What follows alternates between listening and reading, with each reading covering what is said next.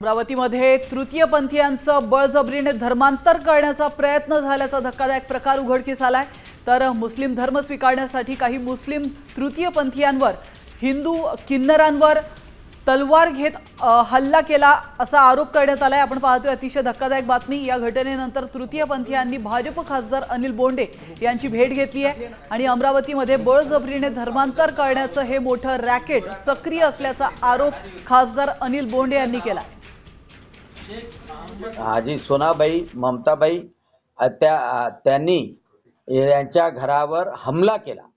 रफिक म्हणून त्या घरावर हमला केला, यांना मारण्याच्या धमक्या येतात आहे आणि इतरही जे हिंदू तृतीयपंथी आहे त्यांना जबरीने मुस्लिम धर्मामध्ये प्रवेश करण्याकरता धमक्या दिल्या जातात आहे। घरच्यांना मारण्याच्या धमक्या दिल्या जातात, यांच्या पाठीमागे ऑटो लावल्या जातात, मुस्लिम युवक त्यामध्ये असतात। डोक्यावर